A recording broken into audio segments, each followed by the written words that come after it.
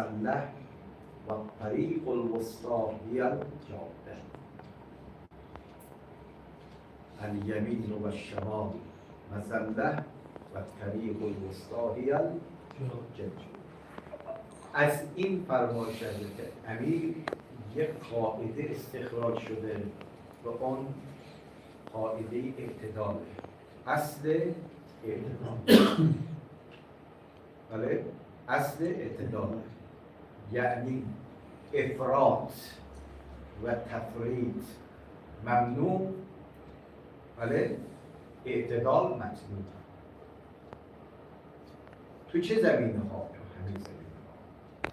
تو همه زمینه ها. مثلا مستحبات خوبه یا بده؟ میگیم خوبه، اما تا کی؟ پیغمبر اکرم صلوات الله و سلام علیه و علی جان زمانی به مستحبات بپرداز که ضربه به واجباتت نزنه. اما اگر عمل به مستحبات ضربه به واجباتت میزنه، نه، مستحبات رو نه. پس عمل مستحب انجام بده، اما نه افراط. بله؟ اما از اون در تفرید هم نکن. بعضی رو میبینی اصلا تو زندگی عبادی اونها مستحبات نه این ولی نه اون ولی. بله؟ چقدر دین خوبیه. تو عبادت هم دیگه از جاده اعتدال خارج نشو. تو انفاق چطور؟ این سریع خورد.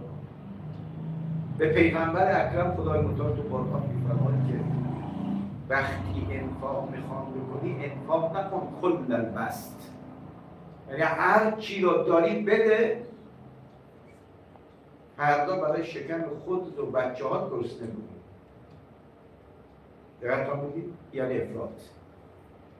اما از اون طرف کنیس هم نباش، دست بسته نباش که هیچ خیری از تو به دیگران نرسه. این رسته اعتدال. چقدر دین زیباست. تو عبادت اعتدال، تو انفاق بفرمایید اعتدال داشته باش. نسبت به خانواده چطور؟ اعتدال. یه عده طریق رهبانیت رو پیش گرفته بوده تو صدر اسلام. تو روایت داریم بوده محضر پیغمبر چند تا خانم که من از آقام گله دارم. و چطور؟ الان مدت ها از خانه ترک کرده رفته توی بیابانی داره عبادت خدا. دیگری گفت که اصلا برای ما یک لباس خوبی، غذای خوبی هم تدارک نمیبینه. میگه سختی بکشیم تا به خدا نزدیک بشیم. سومی ما چیز دیگه. پیغمبر هر وقت امر مهمی میشد قبل از وقت نماز میخواست اعلان عمومی بکنه مردم جمع بشن، بلال رو اذان بود. اذان اعلان بوده، نه اذان نماز. مردم میفهمن که مطلب مهمیه، باید جمع بشید. تو روایت داریم که برای این مسائل پیامبر بلال رو مردم جمع کرد. تو روایت داریم پیغمبر وقتی می‌خواست بره به هر کی عصبانی بود عبای مبارکش روی زمین کشیده شد.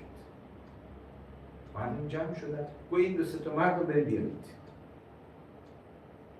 اونی که زن و بچه رو ول کرد رفته برای عبادت، اونی که برای زن و بچه لباس خوب، غذای خوب نمیخواد. بعد پیغمبر رو کرد به این دو سه تا. آقا جان تو چرا زن و بچه رو ول کردی رفتی تو غاری تو کوه تو بیابان؟ گفت یا رسول الله میخوام لا رهبانیت ول گوشه‌گیری ترک زن و بچه و جامعه تو مرام ما و دین من نیست. این کار اشتباه است. درست شد؟ یا همیشه افراط. رو کرد به اون دیگه میگو خب چرا تو غذای خوب نمیخری؟ لباس خوب نمیخری؟ گوی رسول هرچی ما سختی بکشیم پیغمبر فرمود من که پیغمبر شما هستم گوش میخورم. گوش میخوریم. من که پیغمبر شما لباس خوب میپوشم، لباس مندرس و امثال اینها نمیپوشم. به این تفکر افراطی رو پیغمبر قبول نداره. بله لا رهبانیت فی الاسلام، اما از آن طرف هم میگه زن پرست، بچه پرست، مال پرست هم نباش، در حد اعتدال باش. تو همه ابعاد عزیزان اسلام دین اعتداله. شما تو همین صلوات شعبانیه ملاحظه کنید خطاب میکنید به اهل بیت که شما محور هستید، شما قطبید و قطب نما، اما مردم نسبت به شما سه دسته میشن. درست شد؟ اولین گروه کدوم رو بخونید متن؟ جلو نه جلو بیفتن. المتقدم لهم مالک. متقدم یعنی چی؟ به زمان خیلی خیلی خودمونی کاسه از آش داختن. یعنی حتی میخواه از اهل بیت هم جلو بزنن. امروزی تو عرف سیاسی بیانونه سوپر انقلابی. دقت کردی؟ میخواه از پیغمبر و ائمه هم جلو بزنن. در تاریخ کیا داریم؟ خوارج. بله؟ خوارج از اهل بیت هم جلو به امیر میگن لا حکم الا لله، لا حکم الا لله.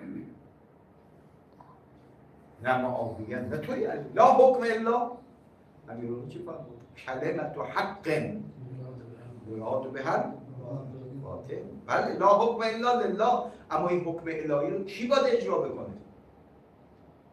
باید یه امامی باشه. پس خوارج گروهی چی بودن؟ افراطی بودن. لا حکم الا و المتأخر و المتأخر کی هستن؟ تفریطی ها. اینا حتی نزدیک اهل بیت هم نمیشه. حضرت فرمود نه اون افراط نه این تفریط. سومی چیه؟ واللازم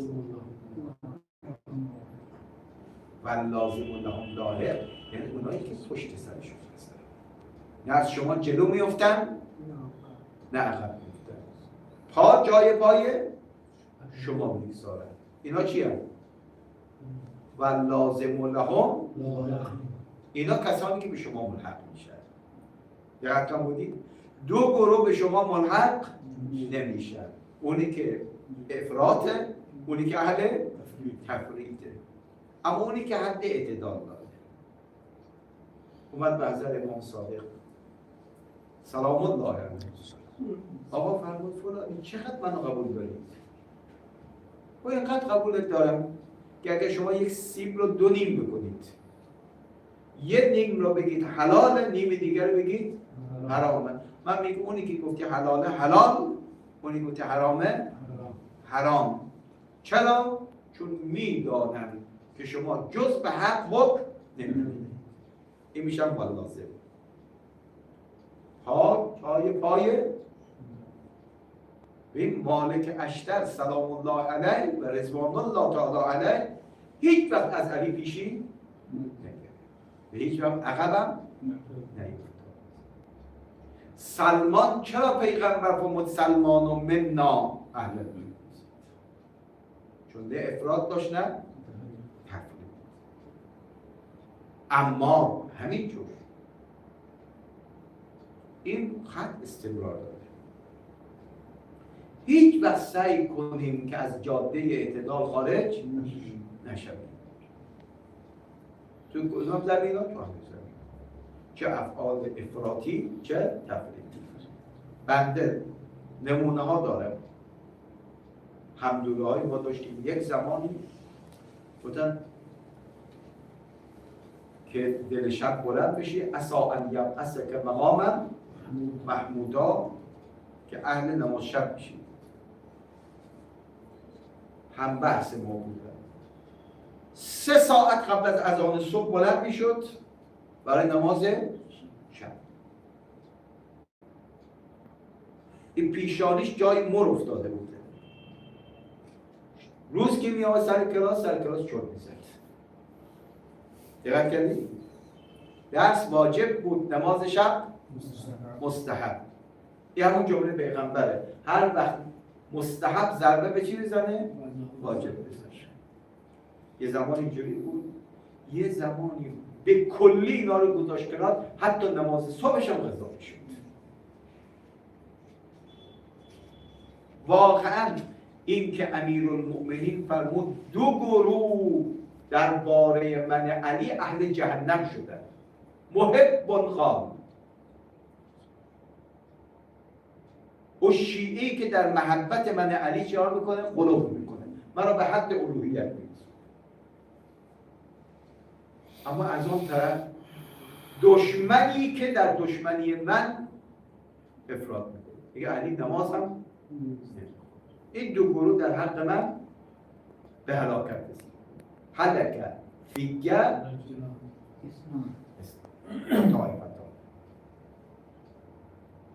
پس بیاییم این اصل اعتدال رو در زندگی فردی، زندگی خانوادگی، زندگی اجتماعی ما رعایت کنیم. دقت کردید؟ واقعا اگر این اصل رعایت بشه، ما هیچ وقت خودمون رو حق محض نمیدونیم. نه، میگم دیگران رو بذار چا کنن، اظهار نظر بکنن. و جادلهم بالتی هی احسن. مثل دیگران نشو. اگه او ادب نداره تو هم نباش که بعد منم بی ادب باشم. خیر، تو مرز رو رعایت بکن. همیشه نگو حق با منه، نه، همیشه گوینده نباش. گاهی اوقات چی باش؟ شنونده باش. بعضی از ما تو خونه فقط گوینده هستیم، هیچ وقت شنونده نیستیم. تو محیط کار همیشه گوینده نباش، گاهی اوقات چی باش؟ حرف دیگران رو گوش بده، اونا حرف دارن، شاید تو اشتباه داری میکنید. بابا این شاورهم فی الامر جامعه تک صدایی یعنی ممنون. شاورهم، بری آیه نگاه کنی، شاورهم فی الامر کسانی هستند که کوتاهی کرده بودن، منتها بعد پشیمان شدن. حالا به پیغمبر که از اینا چه کن؟ مشورت بگیر. پس نزن اینا رو. یا آیه داریم میگه همیشه گوینده نباش، گاهی اوقات چی باش؟ کی هستن؟ الذین یستمعون قول. آره؟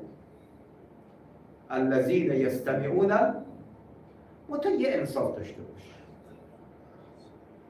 اگر دیدی طرف مقابلت حرف بهتر است، تو میزنه قبول کن، با حق باشه. و یتبعون چه دین قشنگی داریم. گاهی وقت نمیخوایم این خود رو بشکنیم. میگه اگر الان در این جمع من بگویم آقای فلانی حق باشه شکسته میشم، بشکن خودتو. بله؟ بشکن، خدا بزرگت میکنه. یعنی اگه شما حرف حق را بپذیری کوچیک میشید، در چشم طرف مقابل بزرگ میشید. بگی فلانی انصاف داره. دقت کردید؟ اما اگر نپذیری چی؟ بگی آدم مستبد و مستکبری هست. با اینکه من حق رو 2 تا 4 تا کردم براش، قبول نکرده. ابا و استکبر و کان منم کافر. شیطان از جمله عابدای افراطی بوده. از جمله عابدان چی بوده؟ چرا؟ ببین کاسه از آش خدا گفت بر آدم سجده کنید، همه کردن، اما یک گفتم من حرف تو رو قبول نستجیب. چرا؟ استدلال میکنه به خدا. خلقتنی من نار، ببین برهان میاد به خدا.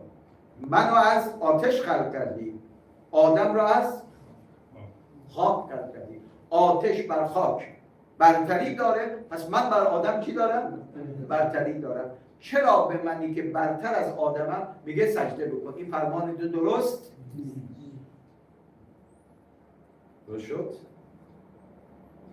کاسه از آش استجیر بالله، انسان خودش رو از خدا هم حکیمتر میدونه. میگه درس منطقی که من خوندم، خدای این درس تو استجیر بالله بلد نیستی. چرا؟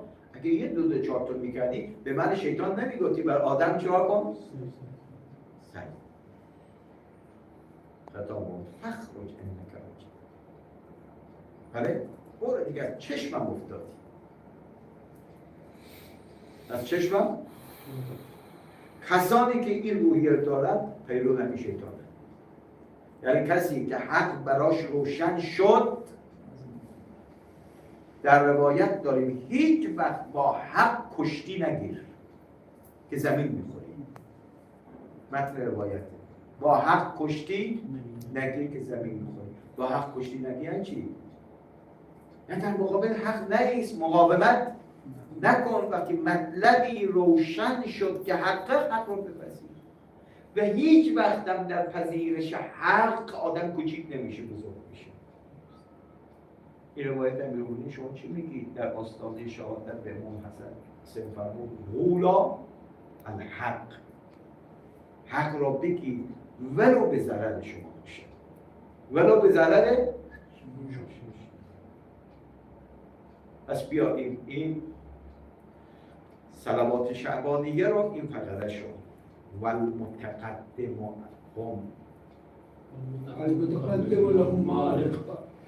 مارق یعنی چی؟ یعنی جاده پک ناکسین و مارقین میگیم.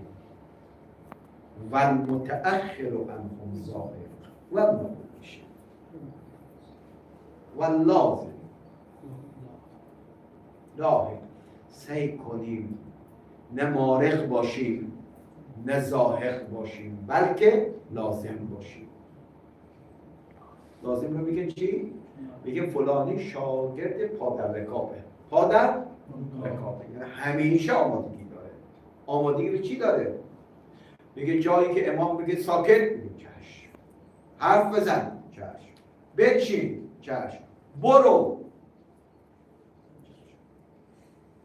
روزه برات ضرر داره باید بگیری؟ بفرمایید. خدای تو گفتی اگه ضرر داره حرام بگیری. رمضان من باید جا کنم درسته بگم. خدا به زبان میگه تو غلط میکنی میگی. وقتی روزه برای ضرر داره، گرفتن روزه چیه؟ حرام. اما از اون طرف سالم هستم، هیچ عذری ندارم، خدایا تو میگی بگیر، من نمیگیری، به جای یک روز 60 روز تو رو جریمه میکنه. گاهی وقت کفاره جمع برات واجب میکنه. نکنید افراط و تفریط ها اینا همین مسئله شرعی میگه، اینا رو باز کنیم برای مردم. آقا توی هیچ زمینه‌ای، نه تو اعتقاد، نه در اخلاق، نه در احکام، این سه حوزه اسلام دیگه، عقیده، اخلاق، احکام، نه اهل افراط باشیم. آیون برای اسرائیل چی بوده؟ تو اعتقاد افراط. این همه اونجا موسی ما خدایی میخوام که محسوس باشه. یا این بود پرستاختر تا دلشون برای خودشون تنگ میشه. با تو عقیده اهل افراط، مسیحیت اهل افراط شدن یا نشدن؟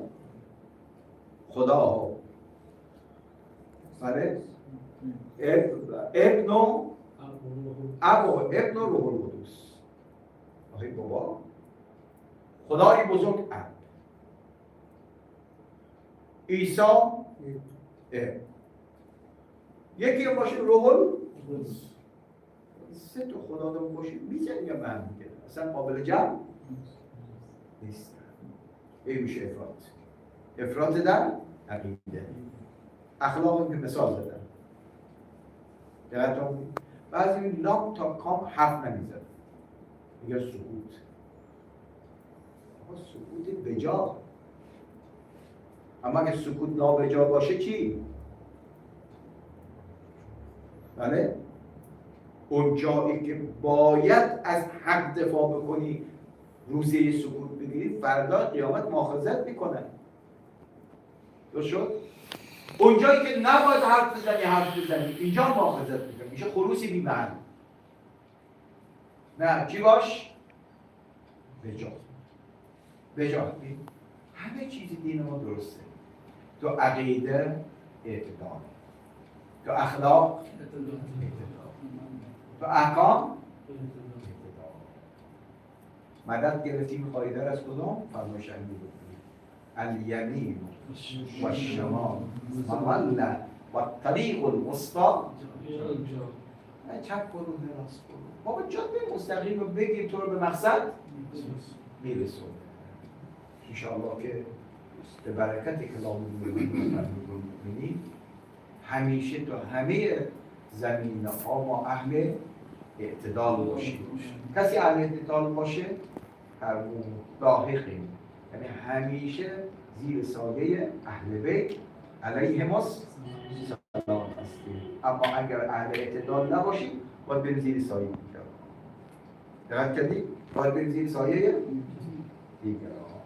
بذار کلام بزرگ دیگر چندیش همین اگر اهل اعتدال باشیم فرمود کی آمدی تا پذیرایت نباشد. کی آمدی؟ چجوری آمدی؟ درست. کی درست آمدی که پذیرات نشد؟ نه اگر ما درست بزیم خدا پذیرات. خدایا فرج امام زمان ما رو برسون. قلب مقدسش